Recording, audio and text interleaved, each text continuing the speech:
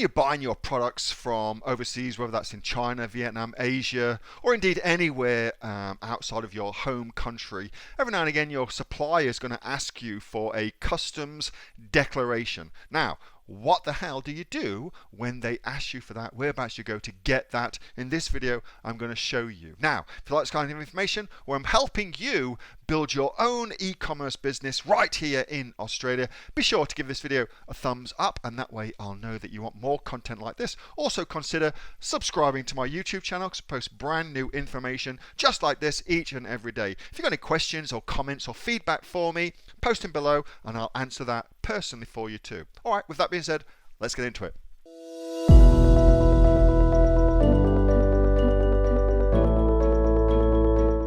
Customs declaration is different to customs clearance. Okay, we do customs clearance as a standard thing. Customs declaration is when a supplier wants to get a tax rebate, the export tax rebate, or Alibaba requested because the value of the goods are over $5,000 or whatever reason, or your supplier will use that as a reason to do a customs declaration. You also may find some suppliers might want to split your invoice. Just say it's $6,000. They may want to give you two invoices for $3,000 each. So then they don't have to do a customs declaration. All right? Because my understanding is if it's over $5,000, Alibaba, and you've done it, ordered it through Alibaba, you must do customs declaration. That's right. Okay. Now you think it would be logical that factories want to do a customs declaration to get their tax rebate, but this is the Wild West over here. An invoice? What's that? Yeah, exactly. Declare something? Holy shit! They don't declare. The tax rebate isn't worth them declaring what they're doing. Right. What is the rebate? What's the rebate? Imagine off the top of your head. Look, I haven't checked it lately. It used to be 17.5%. So it's not chicken feed. Yeah. It's significant, but a lot of factories and suppliers, just for whatever reason, they may get investigated for the new Lamborghini they bought or whatever, that they sit outside this poxy little restaurant and just look at it. But so they will request a customs declaration if Alibaba insists, or it's an Alibaba requirement, or they want to do a tax rebate. Now, the thing with that is it then comes with extra costs. Okay, it's more documentation. So there's a fee associated to it. Now, good factories will actually, we go to, and normally you never know about it until you say, okay, let's go with the shipping. Can you arrange to pick it up? We almost never know about it until we go and pick it up or go to pick it up and arrange it. And they say, okay, we want to do a customs declaration. So then we have to say, well, great, who's paying the extra fee? Now, that extra fee can be $75 or customs declaration doesn't benefit the buyers at all. No. $75 to $95, depending on who's shipping it, what shipper is shipping it, or the value of the goods or what the goods are. So you get a variation there. But also, if you're splitting it to 2 or 3 different locations, right, it's a customs declaration for 3 different locations. So even if you've got done FOB with the supplier, which means they should pay for customs declaration, when you've then split it into 3 Amazon locations, many times the suppliers will come back and say, we're only paying for one. We only quoted you for one. We'll pay for one, you've got to pay for the other 2. So just keep that in mind. We may come back to you and say, okay, suppliers doing customs declaration, who's footing the bill because they told us that you should. So just to be clear on that, Shane, is that the case that so for instance, if you've ordered a quantity of stock and you're going to send some to Australia, some to America, that's what you're referring to, not... Yep.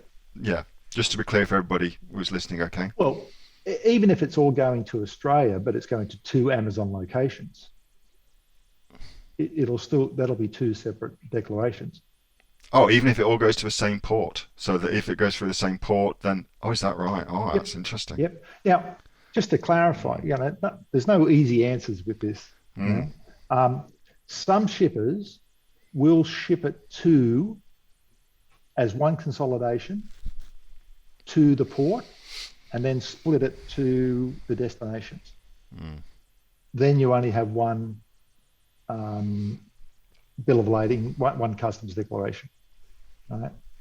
But we don't ship that way. We never have, we never will. And that's another conversation. Anyway. So customs declaration. So you may get caught with that, or you may have your shipper come back to you and say, look, the supplier's not going to pay customs declaration, and they said that you should. My stand on that for the past 21 years has been when we used to turn over about $7.5 million with the companies I had, so we moved a lot of stock, and I've never ever paid customs declaration if the supplier didn't tell me when I was placing the order. Right? And this is when they should tell you that they're going to be doing customs declaration, and they expect me to pay the declaration fee. Okay. If they didn't tell me that when I placed the order, because that's a direct unit cost on my unit price. Mm-hmm. So if they haven't told me that when I place the order, that they are going to do a customs declaration and they want me to pay the extra fee for it, I don't pay it. And I don't believe you should pay it, because it's increasing cost under stealth. They're not telling you the true cost of your product, because they have all intention of doing it and not paying for it, and they should tell you at the beginning. So just with that then, because what I would imagine most suppliers would then do is hold your stock to ransom, because they wouldn't release it. And they've got your stock, and unless you pay that additional fee, they won't release your stock. So how does that work with somebody in Australia, for instance, versus you who's in China? Well, it's getting it out of the port. It's releasing the goods. It depends on how it's being shipped. There's not a straight answer to that. There's a few answers to that question, sure. Unfortunately.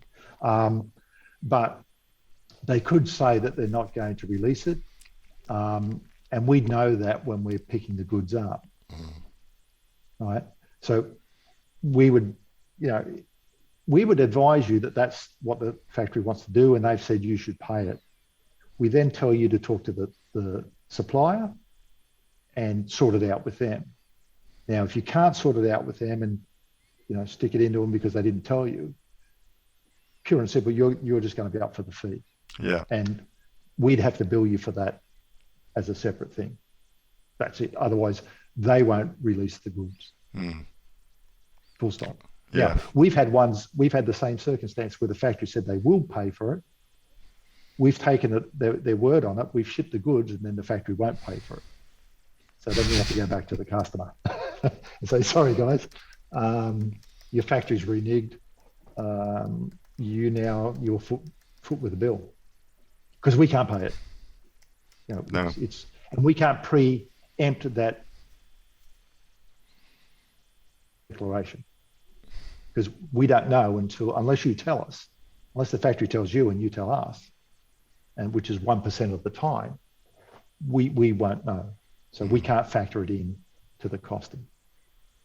Just another little niggly headache. That was a video from my regular Monday night Q&A session with the members of the Aussie Online Entrepreneurs. We're a community of over 2,500 e-commerce entrepreneurs right here in Australia. We're the fastest growing community here in Australia as well, with sales of over $50 million online. If you'd like to find out more about what we do, and of course come and join us, get yourself off to www.aussieonlineentrepreneurs.com.au, follow the link below, and I'll see you on the inside. Till then.